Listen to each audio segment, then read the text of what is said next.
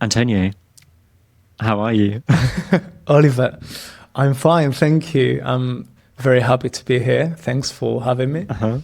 Okay, good. Well, I mean, you kind of have to say that, don't you? Like, it's... I had to say so, yeah. Do you genuinely feel happy or do you feel nervous? This is your first ever podcast episode in English. That's true. I will be more personal now. Okay, so yeah, I'm very nervous. I am a bit nervous, to be honest, because yes, as you said, it is my first ever episode in English, full episode. So yeah, but I'm comfortable with it. So far okay, it's fine. I'm glad. If I start to Thank flash you. or anything, you can tell me and we can pause, whatever. Well, I mean, we've just finished doing an episode for your Spanish language podcast, so Spanish with Antonio, for anybody who is learning Spanish, then they can go and see. And for me, I suppose that this is actually not that different an experience from my ordinary experience for English and beyond, because ultimately I am talking to a Spanish person with an advanced level of English who has lived in the UK. So it's really just kind of like slotting one Spaniard in for another. So not that different. You mentioned before that you've lived in the UK. Let's hear about that in a second. But before then, welcome to English and Beyond, the advanced version of the podcast. As always, transcript, vocabulary flashcards, vocabulary learning games, available on our website, morethanlanguage.com. Tell us a little bit about that. Where did you live? How long was it for? What was your experience? Okay, so yeah, I did live in England. It was in Portsmouth, specifically, in the southern part of England. And I did my Erasmus year there. Why Portsmouth? I honestly don't know. It was basically because the university gave many opportunities as to the subjects I could choose, etc. And so I knew a girl as well who did her Erasmus year there, and she recommended it to me. So I decided to give it a go. And I actually am not, I don't regret it at all. It was a very nice experience. I lived there for a whole academic year. So 9-10 months, more or less. And yeah, it was a very good experience overall. The city didn't have anything special because every single time that someone, that I tell someone that I was in Portsmouth, and that person is British. A British person. Yeah, a British person or an English person. I guess they probably say to you, yeah, why I always Portsmouth? get the same question, which is, why Portsmouth specifically? Yeah. But so from one perspective, I agree with you in the sense that I have been to Portsmouth, but I don't really remember very much about it. And I think that's probably good and bad because, if you remember a place, that's not necessarily for the best reasons. That's true. So I think Portsmouth, I'm sure Portsmouth will have a lot of benefits to it, but I guess that one of the benefits for you would, I imagine, I don't know, but I imagine there were fewer Spanish people in Portsmouth than there would have been if you'd gone to London or Manchester. Yeah, that's true. The size was a very important factor for me. I didn't want to go to London or Manchester or any, like Birmingham, for example, because I knew that big cities could make certain aspects of life harder. And normally when you are in a smaller city, it's easier to get to know people, as you said, to find yourself really immersed in the British culture, even though I must admit, I didn't make many British friends that year. I guess because I was in my Erasmus year, so I got to know way more Erasmus students from all over the world. So I did have many British classmates, and they were super nice, but I don't know why I didn't make many friends there. I mean, I know a lot of Spanish people, obviously, and now that I live in Spain, and even before then, because it was something that lots of Spanish people would say to me, because when I was learning Spanish, I was learning it in London. And so I would always look for language exchanges or tandems, conversation partners, basically. And frequently they would say to me that I was the only British person that they knew. And so I don't think it's an uncommon thing, but I think that it's true whenever you live abroad, right? That I think it's often quite hard to meet people. It was definitely my experience in Italy that I knew almost no one in my whole time there. And Italians are famous for being quite friendly, no? And I still managed, it's not the British people, we don't have the fame for being the most outgoing, friendliest people, except when we're drunk.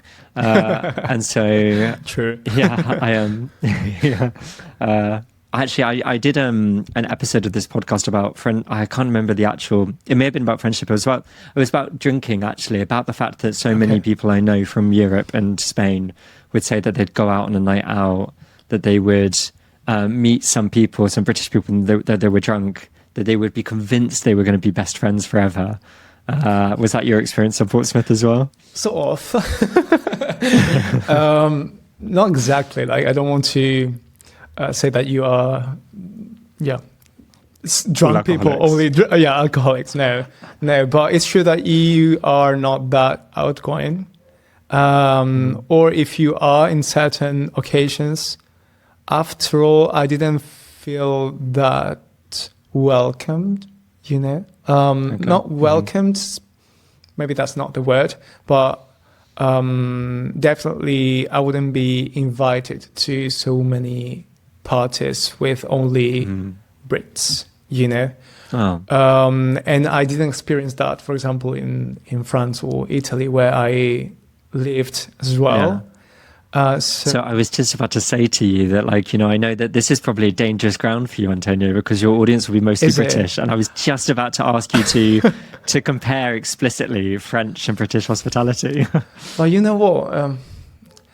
Somehow I think it's normal, because I'll tell you this. Okay, so my experience was they were super nice in class, super nice, very helpful when it came to the English language, when it came to everything, honestly. And so nice, obviously nice, they were British, and polite, but... Trying to pull it back now. No. But it's true that I was expecting something more sometimes.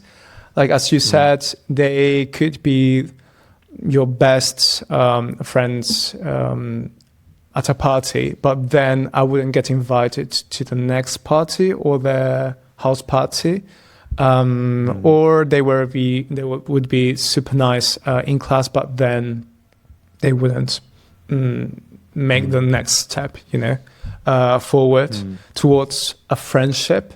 And I was sort of expecting that from them, also because, when you are in a foreign country, you don't speak the language, you don't feel, you don't know the cultural codes sometimes. And so you sort of wait for the other person to make the first step forward. And they just didn't. They did sometimes, but it didn't work that well. Maybe it's also because of me, but I wanted to say as well that it's normal somehow, because if I analyze myself and my attitude towards Erasmus students sometimes, or foreign students who do just 1 year abroad, sometimes I don't want to make friends with those people. Yeah. Because I know they are going to leave at some point, so it feels like a huge investment in time for someone that's going to live, and that, which is so cruel to say, because I've been there, I've been on their shoes as well, like I'm saying now, and there must be someone who invites them over to their houses, who's more welcome to them. And I haven't been that person, and I've needed that person abroad. So yeah, maybe now, after doing this episode, next time you meet someone who says to you, "Oh, I'm in Malaga for 1 year," you'll be like, right, we've got a year to kind of make a friendship forever. To be that person. Yeah, and it's a shame, because I don't know, it may turn into your best friend, that person may turn into your best friend. It's difficult because, I totally know what you're talking about, and I've been on both sides of that. And in fact, I would say that I probably have been very open-minded about being friends with people that are there temporarily, or trying to make lots of friends when I'm abroad, when I'm living abroad, even though I know I'm not going to be there forever. But the difficulty with that is you do end up with lots of friendships with people all over the world. Yeah. And if you just are thinking, I've got a couple of hours, I just want to go for lunch. Clearly that doesn't happen. Instead, you're planning trips 6 months, 1 year in advance so that you can see each other. So the internet obviously has made it easier to maintain these friendships, but at the same time, it's not the same. No, you do need friends in the local area. And it is nice to, I have friends that I've had from university, from school, and that is really nice to have. There is something special about that. But it is also nice, I think, to have, to meet new people in your 30s. Well, as I mentioned earlier, I do want to hear a direct comparison between France and the UK. So let's move to the topic of France, one of my favourite topics on this podcast. Of France? Okay. Well, I think it's important for me occasionally. It is a British culture podcast, and it's important for me occasionally to insult the French, to imply horror. I know we're going to come out badly here, so the French listeners will be pleased. But tell us about France. Tell us about your experience living in France, because I know that your French is very, very good as well. Have you got a C2 in French? Yeah. So C2, for anyone that doesn't know, is the highest level that you can get in the European classification of languages. So tell us about France. Well, first, I need to tell you something, which is that you bumped into probably how to put it, like the biggest defensor. Is that a word? Defender, thank you. Defender of the French culture, language, and country in the world. Okay. Especially because observant listeners and viewers of the video will see my soul start to leave my eyes as you carry on with this. So tell us, what makes France so good? Everyone hates France, and I don't know why. I am fully aware of the historic reasons that may lead to that, but today I would say that France is a great country, and of course I'm not totally I'm biased for sure, because France, ever since I can recall, is one of my favorite places, and French is my favorite language by far. Sorry to say this, I love the English language as well, but I don't know, there's something about the French language. If you can see all this series of books, they are all in French. I also love to read in French. And my experience there, probably because I was inclined to feel this as well, was awesome. Really awesome. Where were you in the country? I was in Lille, and this is important. This is something important to say, because they have this reputation for being very welcoming, very open-minded as well, very nice people, and outgoing.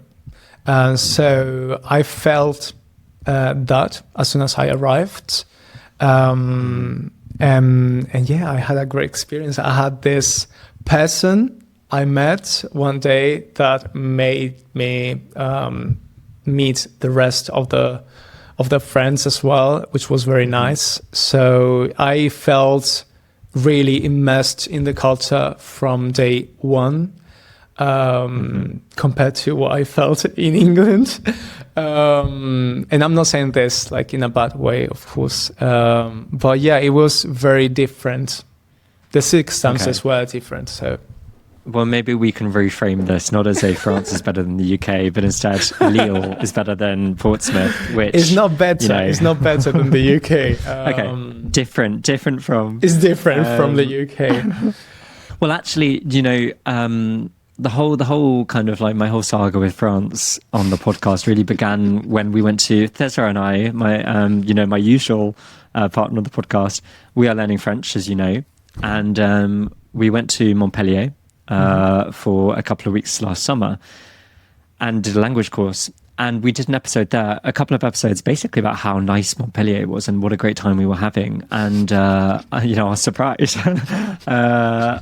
But not being that surprised because we'd gone to Toulouse the year before and had a similarly good time. Yeah. So I did an episode of the intermediate level of this podcast about French-British cooperation on things like Concorde, the Channel Tunnel, a variety of the fact that the UK and France almost became one country at two different points in the 20th century, that there were proposals to unite them as one country. That would have been very funny to see. Yeah, exactly. Well, I'm sure that the country would not still exist. But we in doing this episode, we had some French listeners reach out and basically say, I promise you, France is really nice. And I had specifically said that I'd always had a bad time in Paris, which is true. But I accepted that the rest of the country was lovely. So César and I, encouraged by one of these listeners, went to Paris last November. And I have to say, it was from beginning to end absolutely perfect. As soon as we stepped outside of the airport into the arrivals lounge, there was a big poster saying "Paris loves you" in French, and I was like, we'll see. But everybody, the whole way through the trip, there was not a single kind of like stereotypical Parisian interaction. Everybody was so lovely. We spoke French the whole time and never once did anyone switch to English, which is the joke that we always have. Everyone was really lovely from beginning to end. So I have to say I might be a bit of a convert now with France as well. We're hopefully gonna go back again. So this summer. Yeah, it's a good country, and Parisians may be different, but on the other side, one of my best friends is Parisian, so you never know what to expect from people. Some of your best friends are. Yeah. Well, yeah, exactly. I mean, I think that obviously you have to take everything by on an individual basis, but I have to say it was really, really good. Before you go, I have one more question, which is about the fact that you're also learning Greek now. I am. So do you foresee the possibility of living, having a spell, spending a little bit of time in Greece? You know what? After my year in Italy, that was the last experience I had abroad, living abroad, as a fully functional adult, which to me makes a big difference compared to being students or something like that. I concluded that I was done with living abroad, Fair enough. Even though I love to have that experience, to live in Greece and to speak the language. But I think I won't do this. I won't do that again. You never know, like never say never, of course. But yeah, I am enjoying a lot the process of learning such a different language to what I was used to. Of course, I know you learn Arabic, which is even further and harder. But to me, Greek is a fascinating language, and it's been very interesting. Also, it gives me a lot of perspective and helps me help my students even more, which is, I like to be a permanent, a constant learner and student. And Greek is proving to be a good challenge for me, honestly. Yeah. Well, no, I totally understand where you're coming from, especially from the perspective of reminding yourself what it is to learn a language. Learning Arabic has been a humbling experience, to say the least. Humbling is the word. Humbling is the word. Yeah. You think you may make yourself understand in Roman languages, or something close to English, but then you come across certain languages and then you realize, no, it's not possible. No, exactly. But I can say truly that I am genuinely really enjoying the experience, and it sounds like you are in Greek as well. Even if, a year in Athens is not in your future. Having just moved internationally, I think you're probably right that it's probably not the, it's a tiresome experience, to say the least. Yeah, it's not always easy. So I love many aspects of having a digital nomad or expat experience, but on the other side, it's not easy. And especially if you've got, a partner, family, I'm done with it for now, I think. Fair enough. Okay. Well, thank you very much, Antonio, for speaking to us, speaking to me here on the podcast. I really appreciate it. And hopefully there'll be many more episodes in the future. Yeah, I hope so. Thanks a lot for having me here. Okay. See you soon. See you. And thank you very much, listener, also for listening. And we will see you next time. Bye-bye.